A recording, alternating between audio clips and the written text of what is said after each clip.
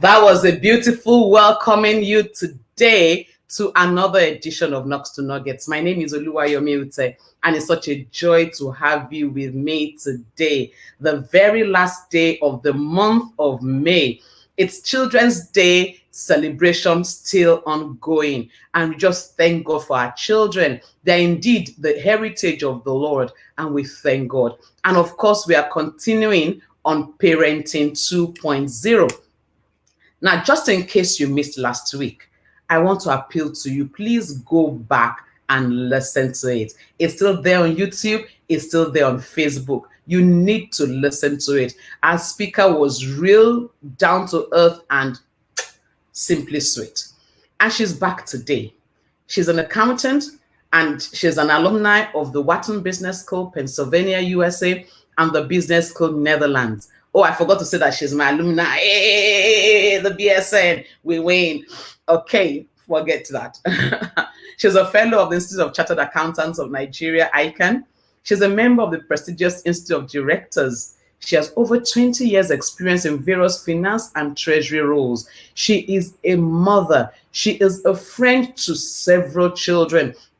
She enjoys teaching and influencing youths in the areas of value and positive thinking. And she actually works with Lagos State, influencing the teenagers across various secondary schools in Lagos. And I'm so proud to tell you that she worships at the headquarters of the Redeemed Evangelical Mission. My guest today is no other than Victory Olumuyiwa. Thank you so much, Victory, for coming again. Good morning.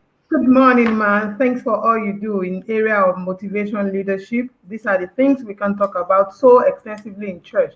And thank you for providing the platform to be able to discuss them. Thank you so much, ma'am. Thank you so much, Victory. Such a joy to have you. And thank you for the impactful session last week. And I know that today will be much more.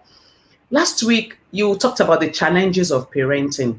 And you talked about the challenges, including setting boundaries, the fear of saying no, the pressure we put our children through, the peer pressure the children themselves face.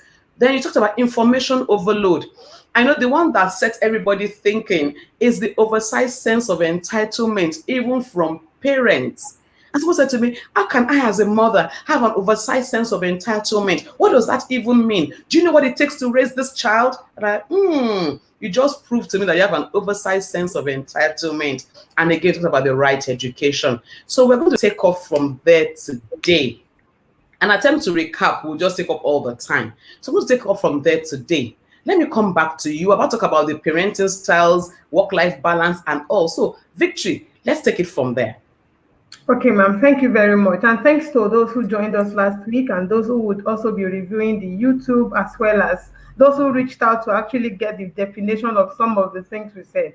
A lot of parents actually had challenge with, how can you say I have oversized sense of entitlement?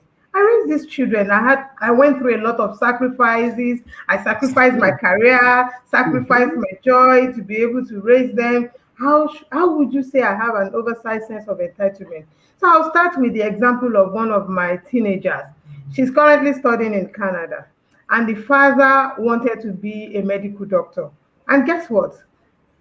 The father couldn't get the admission into university to study medicine. So he studied something else in the area of sciences. And then the first child was ready to go to school, and he insisted you would go to nursing school and then you would go for medicine. And this is not the passion of this my young lady. And then year 3, my lady called to say, I want to come home. I want to come home. And the daddy went all out. No, you are not coming back home. Do you know how much I spent on you? My lady is battling with depression as we speak. And we are praying, we believe and trust God. And then I had to speak with the father. You cannot just put this load on this lady. This lady is saying she wants something in the area of English and communication. That is all she wants. And you're like, what would you do with an English course? And so that is an example of how we parents put so much pressure on our children because we want them to be what we couldn't be. We And so we couldn't. put pressure on them. Exactly. So that is that. And there was something I purposely left out of the challenges, and that is balancing career life. A lot Wow. of us, while pursuing career, we have not been able to juggle. It's not an expertise. It's a constant and continuous practice. There is nobody that gets to the destination of balancing life with career, Mm. balancing Mm. family life. And what do? A lot of us do not know how to do it because we will be seen as failures if we let out our mind or tell people, oh, this is the challenge I have. I'm finding it difficult to be able to balance my career and also balance family life. What do we do? How do I juggle this ball? And then it will take me to parenting style. How do we juggle this ball? The first thing is, how have you been able to build a support system around your life? And one of the first thing I learned by mistake was to Mm. compartmentalize my life. How did I learn it by mistake? I had a very demanding boss at the earlier stage of my life. That when she's in the office, you dare not say you're leaving. So if she does not leave at 10, you stay with her till 10 p.m. And guess what? She was a grandmother at this time we're talking about. So she had nowhere. Oh. She had nowhere she was going into. So how do we build support system within ourselves? How do I get to see my mother, my friends, my church member to help me mentor my children as I begin to raise the small children? Now we're looking at parenting styles. Now there is no beautiful and perfect parenting styles, and it Mm. will be very impossible to categorize and box people into certain boxes. But what we will look at is along the spectrum, along the spectrum of responsiveness and demanding. So those are the things we're going to be looking at when we are defining parenting styles. The first style we will look at is the authoritative style. Now, when we say demanding, we're talking about setting boundaries. You know, that's the major challenge. I don't want to Yeah. be a bad cop. That's the major Mm. challenge, setting boundaries. Like we all know that babies, when they come to this earth, they want to sleep when everybody is awake, and they Yeah. want to be awake when everybody is supposed to sleep. So it Mm. starts from pregnancy. When the baby is kicking and making you uncomfortable, how do you tap and discipline the baby so that the Mm. baby knows that I'm being raised. I'm going to be raised by a mother or by a parent that is going to be setting boundaries. So one of the first thing I learned from one of my mentors was, as the baby popped out, she said, when you are nursing your baby at night, do not turn on the light. Use warm light so that the baby begins to recognize Wow. that this is night.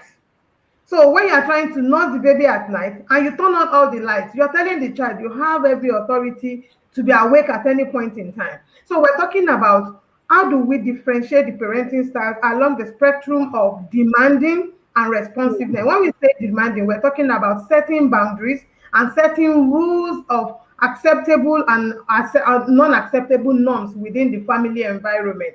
And then we're talking about, when we talk about being responsive, we're talking about the use of warm and accepting behaviors to respond to the need and signals of our children. When I say need, communicated needs, perceived needs. Now, signals, just like we do it to Wow. our partners too. Are you fine? Yes, I am. Is everything okay? I'm okay. How was school today? Fine. Did you enjoy your school? Yes. So how do we approach them? How do we respond to their need, their emotional need, their psychological need, every need that our children have? And we're going to be talking about authoritative parenting. Authoritative parenting are demanding and at the Mm. same time responsive, meaning that they set high goals for maturity, for independence, and for the norms and values that should happen within the family.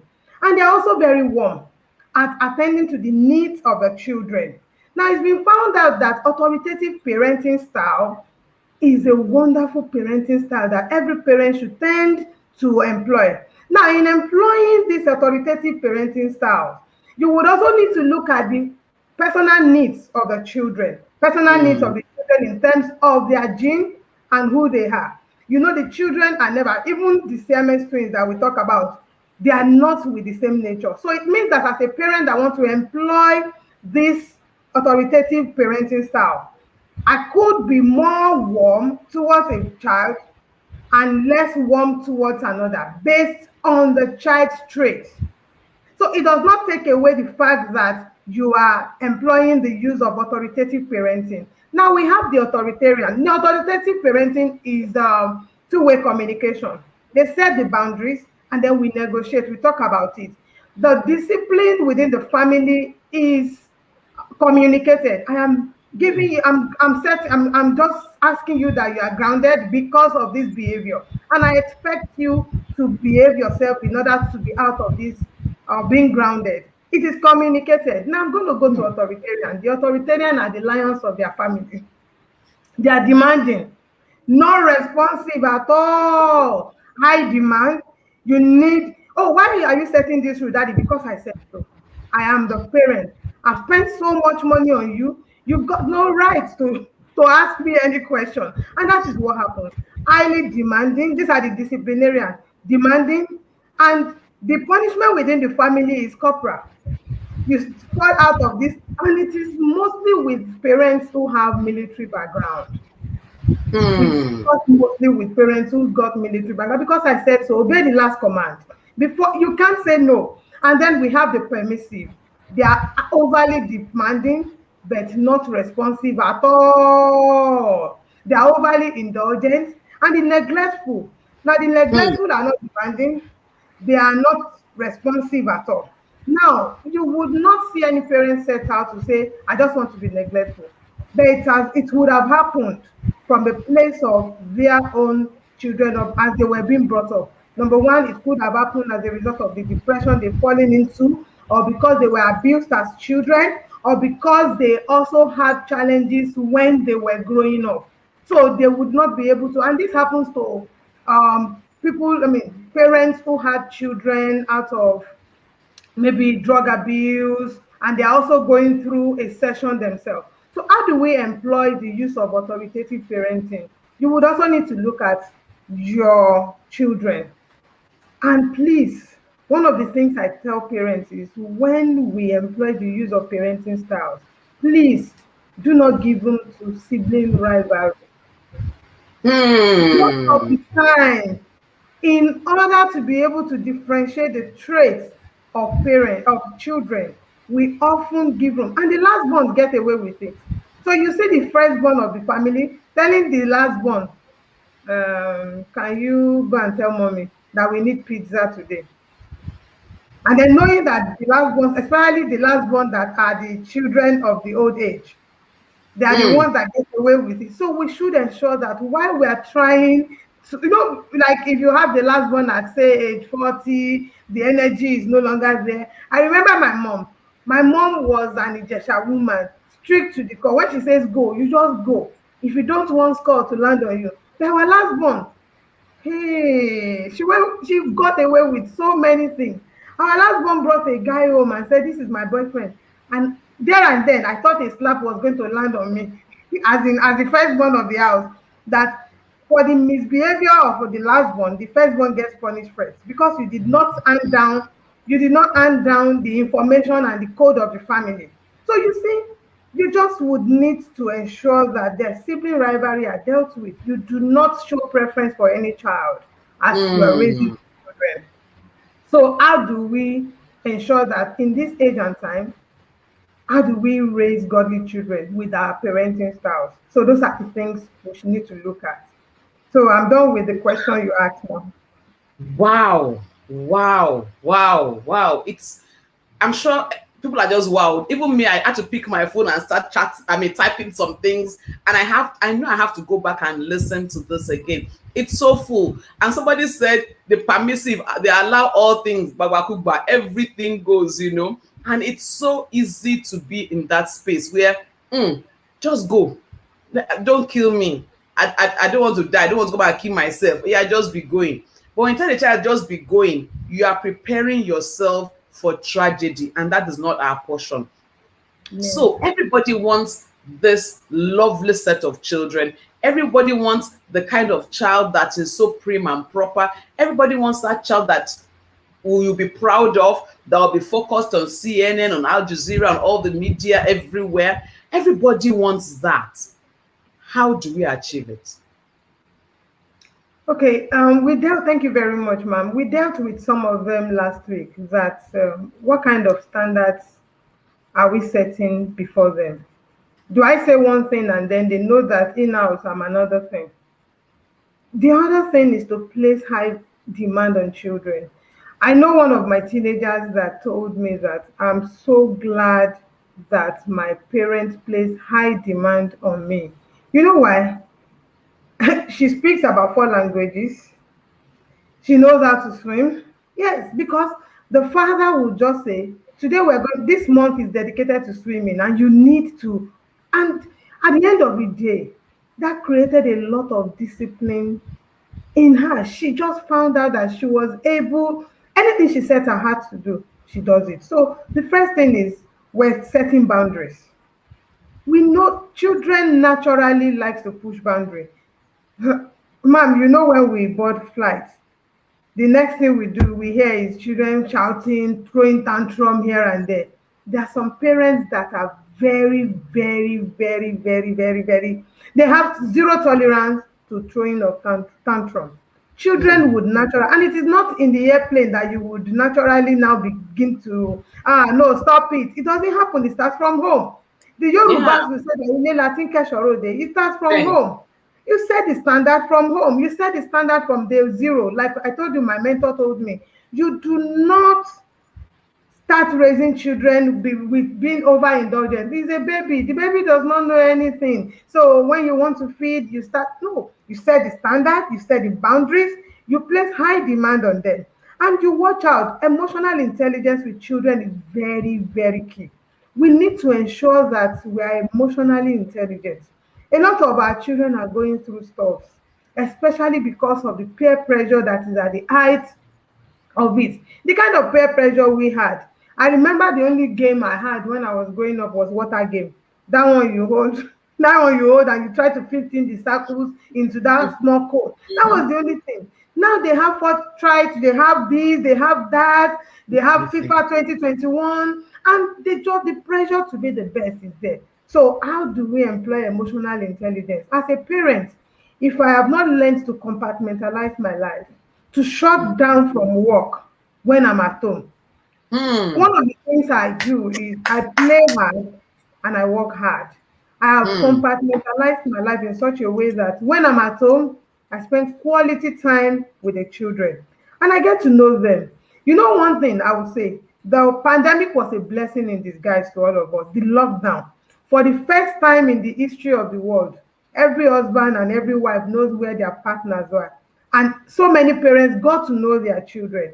I remember that a lot of my teenagers sent messages, were on WhatsApp, and then guess what they were saying? For the first time, my mom even know that I can speak another language. For the first time, my mom knows that. Okay, so I had a friend of mine who contacted me and said, I never knew that my child had challenge with spelling. It was during the pandemic that she discovered. So how do we discover our children? We can't discover our children if we carry on with life without compartmentalizing our lives. It means that when we're at home, we should be at home. I'm also guilty Hmm. of it. You know that telephone is a major challenge. And so we've set the rules. If I'm talking to you and you don't maintain eye contact, then you're not listening to me. So I heard the children say, Mommy, drop your phone. Okay, I'm also very guilty of it. I'm trying to Hmm. respond to a mail or trying to respond to a message and they want my attention. So we need to learn what time do we go on a date with our children. If we go on date with our spouses, we should also endeavor to go on date with our children to discover them. It doesn't have to be expensive. It doesn't have to be expensive. We've talked about setting boundaries. We've talked about the values we place before them, and then allow them to have mentors.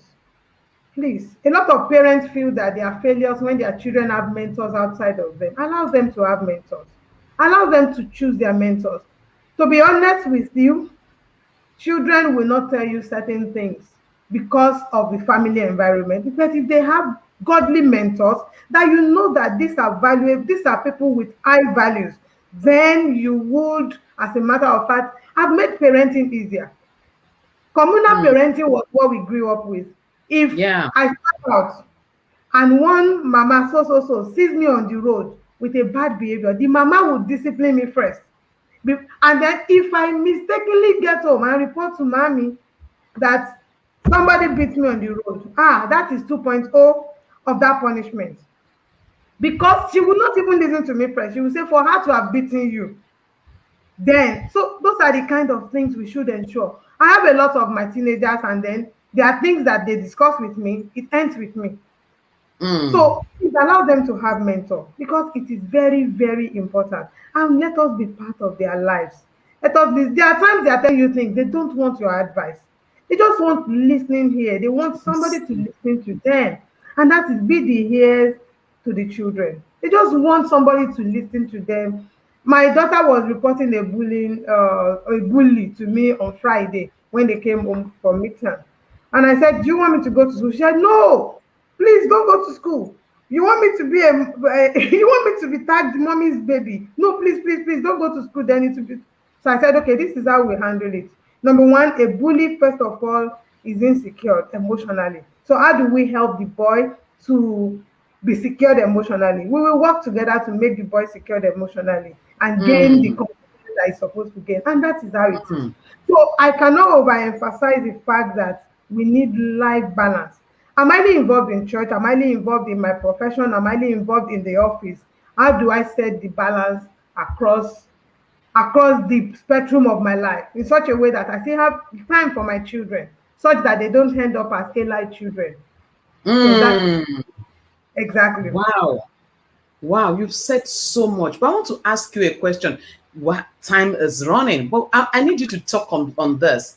So all you have said is so beautiful, particularly for those who are just starting out in parenting. So you have these foundations well laid for you. But some of us didn't have that opportunity. We have said the parenting, we have done it the way we thought. The results are not looking good. We're looking at our children and we are wishing we did it differently. How do we go about correcting those errors? Thank you very much. One of the things I usually would tell parents is that there is no late time to start. People can say, oh, it's too late. There's no late time to start. And I'm an ardent believer in the fact that the word of God does not die. It's an incorruptible seed. It does not die. So at the time where I realized that, no, I've missed it, what do I do? As a parent, I need a lot of humility to realize that I have actually gotten it wrong. And it might not also be my fault. Now, raising children is of two things, nurture and nature. The environment and the gene of the child. The environment is not only the home environment, could be school, could be association. So we need to analyze, where have we gotten it from? Because at the end of the day, the buck stops at your desk. You can't say, oh, it's my child that chose to be ignorant or to go way haywire. The buck stops at your desk. How do I address this situation? Now we need to work as a partner. Most of the time, you might need the help of an outsider who the child will talk to. That is number two. The third thing is, please seek professional help if the need is. You are not a failure as a parent if you seek professional help. And you know what? I know of a parent who got to know the real child at age 18. And they went on a journey, and it took them 5 years. A lot of us expect overnight results, and that is why we get frustrated with parenting, especially when we discover certain things later in life. It took them about 4 or 5 years to be able to get on the right path. But I know that consistency is the word of the game.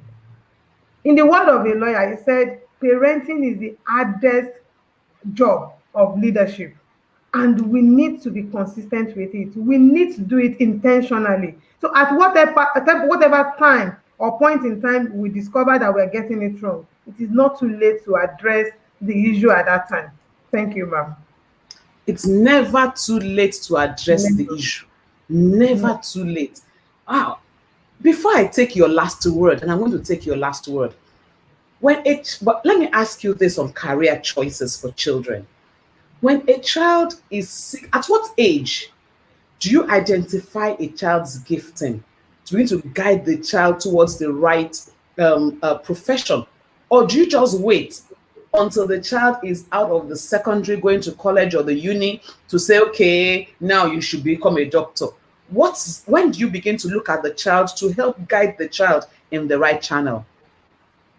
Thank you very much. So it's a journey that I have gone through, and I love sharing my example. I'll use the example of my son. So when he was growing up, I usually say when we were growing up for each of them, because it's a journey for all of us, for both of us together, as in each of the children, we grow up together. I mean, so when we were growing up, he wanted to be a pilot so bad. So we had flying simulation and all of that. And then at a point in time, it changed because his sister said, "Oh, you want to be driving plane and be collecting money from people."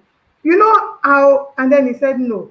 And you would see certain traits in them that this is where the hand of God is pointing them to. But as a parent, please settle it in the on your feet. Please don't force any child to be anything. My own father said the first person he ever asked to marry him was a lawyer, and the lady said no. So he wanted the daughter to be a lawyer. Of course, I will be a failure if I'm a lawyer. I cannot read what out there. And the pressure was on me. He wanted me to be a lawyer. And the person I wanted to marry that did not marry me was a lawyer. She said no. I want to show her that I can give back. And I'm like, I Wow. can't be a lawyer. So we should point them in the direction of emotional resilience so that whatever career they choose, they will excel in that career. But please never force, because I know of a friend who, after studying law, handed over the certificates to the father and Yeah. went back to do his own course. There are several like that. He came back, as in on the day of the graduation, he just stepped down and said, "This is your certificate, Daddy, I'm going back to school." And she went back to do his own course. So please, just that we know where they are going and we can give them guidance and help them to navigate through life. The only thing at the end of the day is to raise emotionally resilient children. It's never too late for them to say, "I don't want this course again," and give them that soft landing. Peradventure, you find out that this is not the purpose of God for your life. 300 level, please come back. We'll start all over again.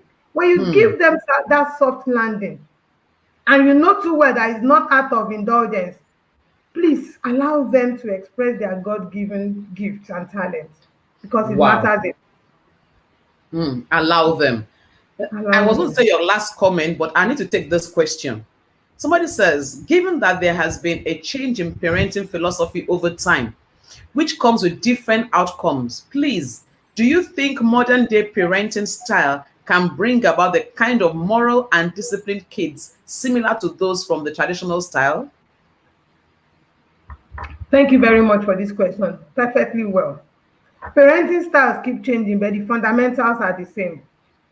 What is the aim of parenting? To bring up children that you will look at them and say, "This is my child," that the whole community will be proud of. So whatever parenting style we employ, the aim is the same, the objective is the same. How do we ensure that whatever style I am employing will still bring emotionally resilient children that will stand as independent children, not a son that each time the wife offends her, then offends him, he's coming back home. "Mommy, my wife said I'm not a good boy." No. How do I raise an independent and mature child at that age? And the style might change, but the principles and objectives are the same.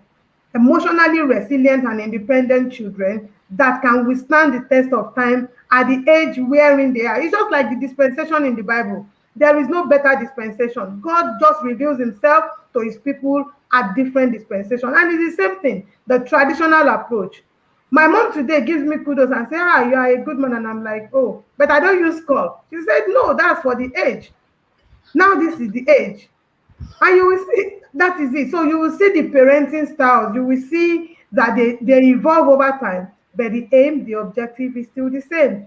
And as long as they Wow. are ticking the box, Wow. As You're long fine. as So you are my final taking parting word, ma, words. because I know you want to. Yes. So my final parting word is this. What do you want to seek to achieve? As a family, can we go back to the drawing board? Core values, mission statement, and the mission statement for the family. What is the vision for my family? What is the vision statement? And what is the core value of this family? So that it forms the behavioral pattern and the acceptable norm within the family. Very key. Thank you so, so much. It's so much you have said. The best I can say is to every single person, go back to it. Emeka, you want us to sleep here? You have another question. You know what? I'll throw it to her behind the scene and we'll send your question to you because you have another question all the way from Canada. I truly appreciate you for staying up this late in your own time to be a part of this program. So the question is going to be there. She would answer and to be on the social media handles. So forgive me, I will not take that question. So I can also allow her go. I know that Monday morning is very key and very important to our guests. So I will just please take off that question and we'll come back to it. But next week, Monday, I'm so excited about this because next week, Monday is the first Monday in the month of June. And we are going back to possibility series with a darling friend, daughter, sister, Anita.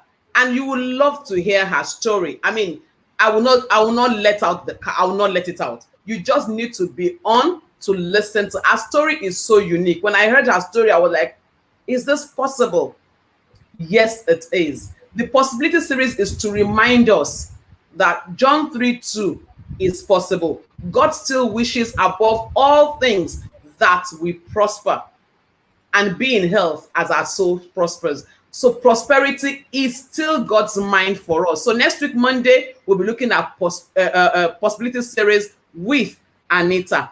Thank you so much, Victory. You know, you said so Thank much. you. And interestingly, in the month of June, guess who will be here to talk to us? Praise for Uwe. So Awesome. we're bringing him in the month of June, and I know he'll be dovetailing on a lot of things you have said, and it will come from the father's side.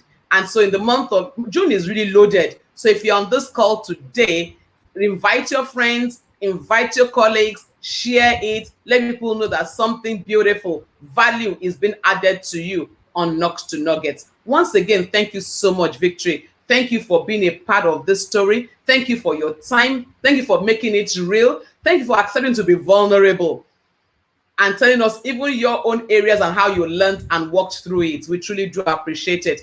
Again, like I will tell all my guests, we will come again. Someday, sometime, I will come knocking again. That's Thank fine, you. ma. It will be my pleasure. Thank you, ma'am. Thank you. Thank you so much. Thank you.